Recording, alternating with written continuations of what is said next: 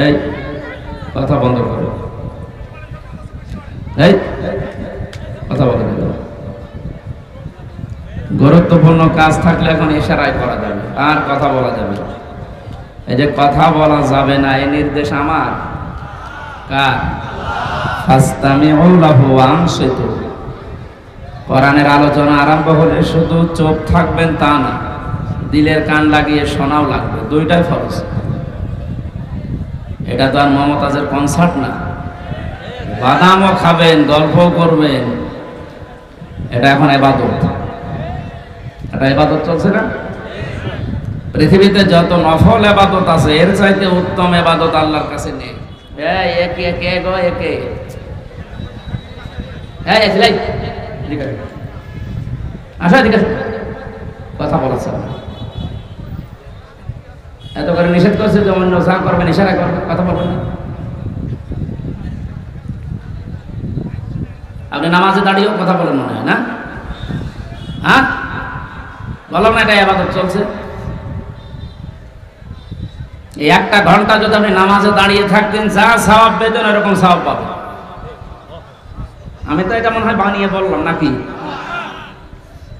বিশ্বনবী জানিয়েছেন কেউ যদি একটা ঘন্টা কোরআন কারীম বোঝার জন্য চেষ্টা চালায়, ও যদি নাও বোঝে, যদি চেষ্টা চালায় বোঝার, তাও 500 রাকাত নফল নামাজের সওয়াব হয়।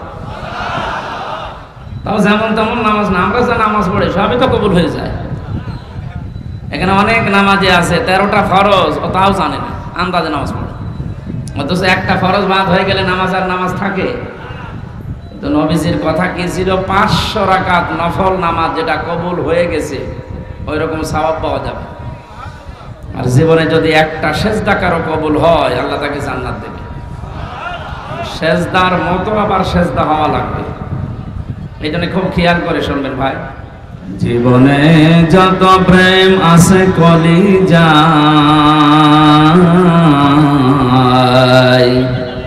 নবীজির তরে সবটুকু দিয়ে দেব তাই।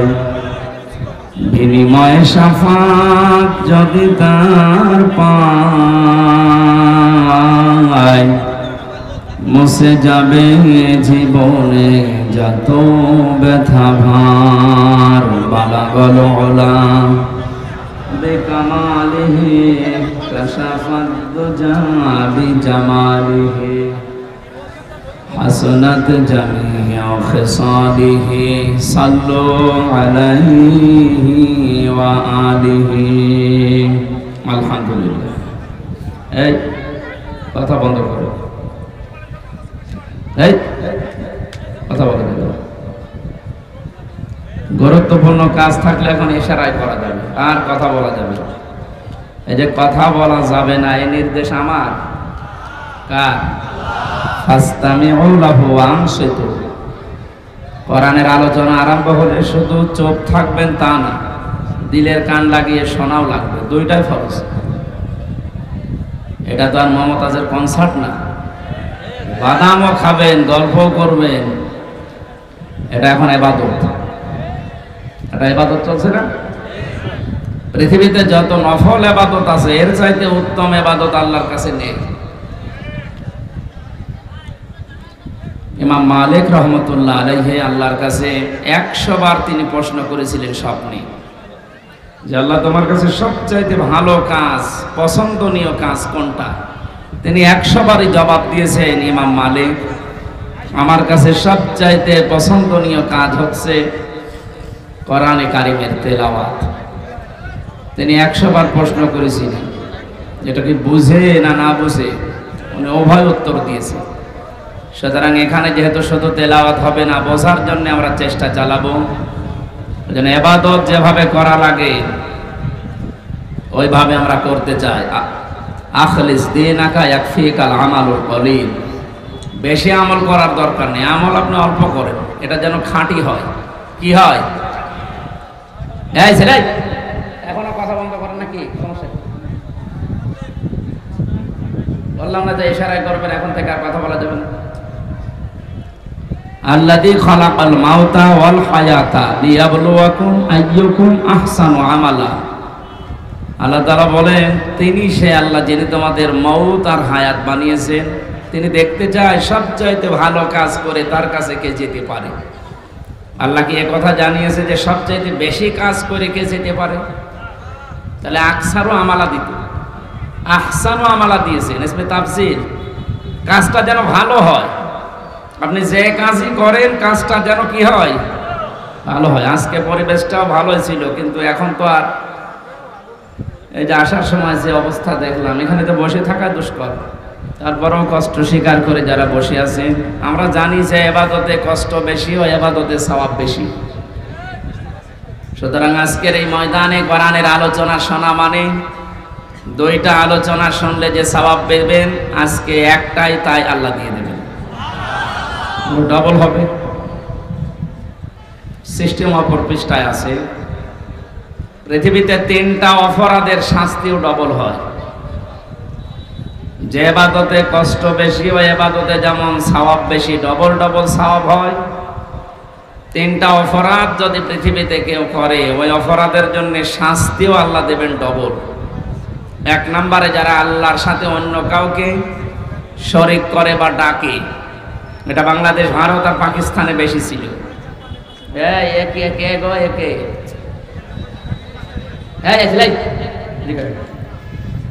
আচ্ছা ঠিক আছে, কথা বলেছে এত করে নিষেধ করছে যে অন্য যা করবেন ইশারা করবেন, কথা বলবেন না।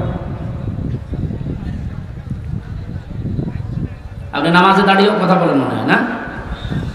হ্যাঁ বললাম না, এটা ইবাদত চলছে। এই 1টা ঘন্টা যদি আপনি নামাজে দাঁড়িয়ে থাকতেন, যা সওয়াব পেতেন এরকম সওয়াব পাবেন। আমি তো এটা মনে হয় বানিয়ে বললাম নাকি? বিশ্বনবী জানিয়েছেন কেউ যদি 1টা ঘন্টা কোরআন কারীম বোঝার জন্য চেষ্টা চালায়, ও যদি নাও বোঝে, যদি চেষ্টা চালায় বোঝার, তাও 500 রাকাত নফল নামাজের সওয়াব হয়। তাও যেমন তেমন নামাজ না, আমরা যা নামাজ পড়ি সবই তো কবুল হয়ে যায়। এখানে অনেক নামাজে আছে 13টা ফরজ, ও তাও জানে না, আন্দাজে নামাজ পড়ে।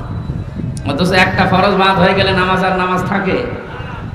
তো নবীজির কথা কি ছিল? 500 রাকাত নফল নামাজ যেটা কবুল হয়ে গেছে ওই রকম সওয়াব পাওয়া যাবে। আর জীবনে যদি 1টা সেজদা কারো কবুল হয়, আল্লাহ তাকে জান্নাত দেবে। সেজদার মতো আবার সেজদা হওয়া লাগবে। এই জন্য খুব খেয়াল করে শুনবেন ভাই। সে আবু সাইদের মতো বুকের ভেতরে বইছে ঝড়, বুক পেতেছি গলিকর, বহু জ্বালা যন্ত্রণা নিয়ে এখানে বসে আছি। আজ যে সমস্ত মানুষ যন্ত্রণা দিয়েছিল, আল্লাহ তাদেরকে এখন যন্ত্রণায় ফেলে দিয়েছে। জালেমদের জন্য দোয়া করি না, কারণ জালেমদের জন্য দোয়া করা নিষেধ। আল্লাহু লা ইয়াহদিল কওমাজ জালিমিন, আল্লাহ জালেমদেরকে পথ দেখাচ্ছেন না, দেখাবেন না। ইয়াহদি এটা মুজারি, বর্তমান ভবিষ্যৎ, প্রেজেন্ট ফিউচার, 2টা কাল দিয়ে শব্দ বানানো। এই শব্দ তো আমি বানিয়েছি, বলেন শব্দ বানিয়েছে কে? আল্লাহু লা ইয়াহদিল কওমাজ জালিমিন। আল্লাহ বলেন আমি জালেমদেরকে পথ দেখাচ্ছি না, হেদায়েত দিচ্ছি না, দেবও না।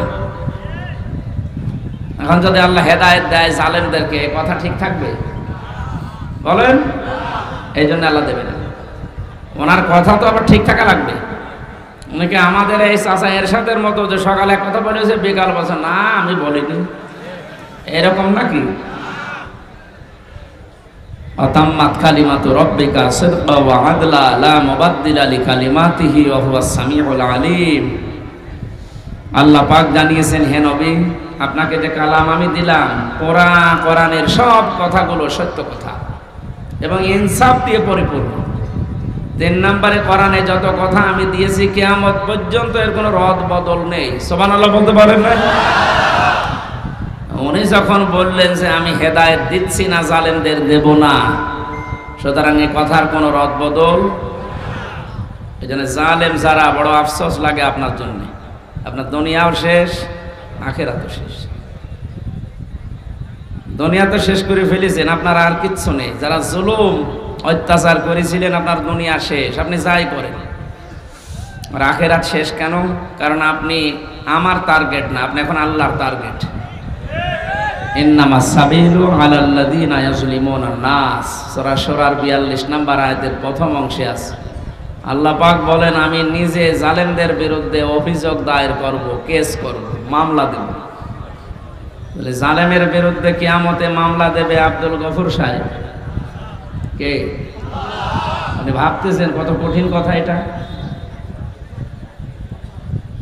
জালেমদের বিরুদ্ধে আজ এই দেশের কিছু মানুষ মামলা দিয়েছে, তাই ওদের অবস্থা যা দেখলাম। গত পরশুদিন আমার হাজিরা ছিল, আমার মামলা সব ঢিসমিস হয়ে গেছে আলহামদুলিল্লাহ। আমি বের হয়ে আসতেছিলাম আদালত থেকে, দেখছি আল্লাহর এক পাঁজি বান্দা, হাজি সেলিম না পাঁজি সেলিম, এর নামে হাজি লাগালে গুনাহ হবে। ওর যে চরিত্র এখন সব ফুটে উঠতেছে।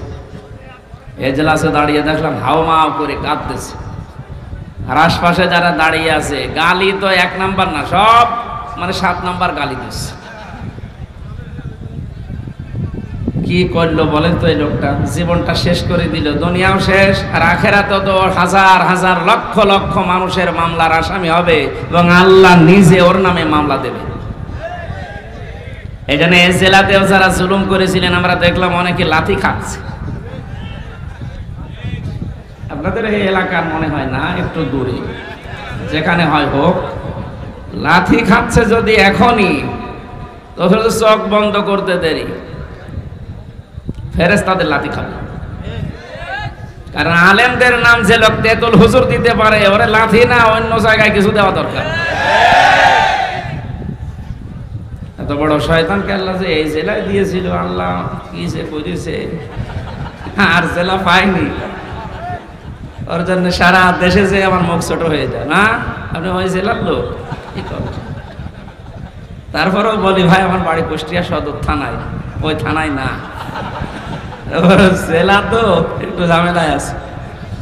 আল্লাহ যেন এই সমস্ত মানুষদেরকে আর আমাদের সামনে নিয়ে না আসে। এগুলো সমাজের জন্য, দেশের জন্য, জেলার জন্য ক্যান্সার। এই জন্য আমরা ইবাদতে লিপ্ত হচ্ছি, ইবাদত করার মতো করবো ইনশাআল্লাহ। বাংলাদেশের ঐতিহ্যবাহী জেলা, আমার প্রাণ প্রিয় জেলা কুষ্টিয়া, এই নামটা শুনলে আমার অন্তর ভরে যায়। মেরপুর থানার অন্তর্গত তালবাড়িয়া হাই স্কুল ময়দানে, এটা হাই স্কুল, যুব সমাজের উদ্যোগে আয়োজিত। এলাকায় যারা ইন্তেকাল করেছে, সে আবু সাইদের মতো বুকের ভেতরে বইছে ঝড়, বুক পেতেছি গলিকর, বহু জ্বালা যন্ত্রণা নিয়ে এখানে বসে আছি। আছে যে সমস্ত মানুষ যন্ত্রণা দিয়েছিল, আল্লাহ তাদেরকে এখন যন্ত্রণায় ফেলে দিয়েছে। জালেমদের জন্য দোয়া করি না, কারণ জালেমদের জন্য দোয়া করা নিষেধ। আল্লাহু লা ইয়াহদিল কওমাজ জালিমিন, আল্লাহ জালেমদেরকে পথ দেখাচ্ছেন না, দেখাবেন না। ইয়াহদি এটা মুজারি, বর্তমান ভবিষ্যৎ, প্রেজেন্ট ফিউচার, দুইটা কাল দিয়ে শব্দ বানানো। এই শব্দ তো আমি বানিয়েছি, বলেন শব্দ বানিয়েছে কে? আল্লাহু লা ইয়াহদিল কওমাজ জালিমিন। আল্লাহ বলেন আমি জালেমদেরকে পথ দেখাচ্ছি না, হেদায়েত দিচ্ছি না, দেবও না। এখন যদি আল্লাহ হেদায়েত দেয় জালেমদেরকে, কথা ঠিক থাকবে? বলেন। এই জন্য আল্লাহ দেবে না, ওনার কথা তো আবার ঠিক থাকা লাগবে। অনেকে আমাদের এই চাচা এরশাদের মতো যে সকালে এক কথা বলেছে, বিকাল বলছে না আমি বলিনি, এরকম নাকি?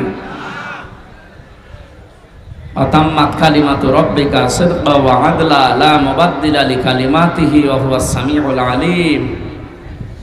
আল্লাহ পাক জানিয়েছেন, হে নবী আপনাকে যে কালাম আমি দিলাম, কোরআনের সব কথাগুলো সত্য কথা এবং ইনসাফ দিয়ে পরিপূর্ণ। 3 নম্বরে কোরআনে যত কথা আমি দিয়েছি কিয়ামত পর্যন্ত এর কোনো রদ বদল নেই। সুবহানাল্লাহ বলতে পারেন না? উনি যখন বললেন যে আমি হেদায়েত দিচ্ছি না, জালেমদের দেব না, সুতরাং এই কথার কোনো রদ বদল। এই জন্য জালেম যারা, বড় আফসোস লাগে আপনার জন্য। আপনার দুনিয়াও শেষ, আখিরাতও শেষ। দুনিয়া তো শেষ করে ফেলেছেন, আপনার আর কিচ্ছু নেই। যারা জুলুম অত্যাচার করেছিলেন, আপনার দুনিয়া শেষ, আপনি যাই করেন। আর আখিরাত শেষ কেন? কারণ আপনি আমার টার্গেট না, আপনি এখন আল্লাহর টার্গেট। ইন্নামাস সাবিলু আলাল্লাযিনা ইয়াজলিমুনান নাস, সূরা শুরার 42 নম্বর আয়াতের প্রথম অংশে আছে। আল্লাহ পাক বলেন, আমি নিজে জালেমদের বিরুদ্ধে অভিযোগ দায়ের করব, কেস করব, মামলা দেব। বলে জালেমের বিরুদ্ধে কিয়ামতে মামলা দেবে আব্দুল গফুর সাহেব কে? আপনি ভাবতেছেন কত কঠিন কথা এটা? জালেমদের বিরুদ্ধে আজ দেশের কিছু মানুষ মামলা দিয়েছে, তাই ওদের অবস্থা যা দেখলাম। গত পরশুদিন আমার হাজিরা ছিল, আমার মামলা সব ঢিসমিস হয়ে গেছে আলহামদুলিল্লাহ। আমি বের হয়ে আসতেছিলাম আদালত থেকে, দেখছি আল্লাহর এক পাঁজি বান্দা, হাজি সেলিম না পাঁজি সেলিম, এর নামে হাজি লাগালে গুনাহ হবে। ওর যে চরিত্র এখন সব ফুটে উঠতেছে। এজলাসে দাঁড়িয়ে দেখলাম হাওমাও করে কাঁদতেছে, আর আশপাশে যারা দাঁড়িয়ে আছে গালি তো 1 নাম্বার না, সব মানে 7 নাম্বার গালি দিচ্ছে। কি করলো বলেন তো? এই লোকটা জীবনটা শেষ করে দিল, দুনিয়াও শেষ আর আখেরাতেও তো হাজার হাজার লক্ষ লক্ষ মানুষের মামলার আসামি হবে এবং আল্লাহ নিজে ওর নামে মামলা দেবে। এই জন্য এই জেলাতেও যারা জুলুম করেছিলেন আমরা দেখলাম অনেকে লাথি খাচ্ছে। আপনাদের এই এলাকার মনে হয় না, একটু দূরে যেখানে হয় হোক, লাথি খাচ্ছে যদি এখনই, তো চোখ বন্ধ করতে দেরি, ফেরেশতাদের লাথি খাবে। কারণ আলেমদের নাম যে লোক তেতুল হুজুর দিতে পারে, ওরে লাথি না অন্য জায়গায় কিছু দেওয়া দরকার। এত বড় শয়তানকে আল্লাহ যে এই জেলায় দিয়েছিল, আল্লাহ কি যে করেছে, আর জেলা পাইনি।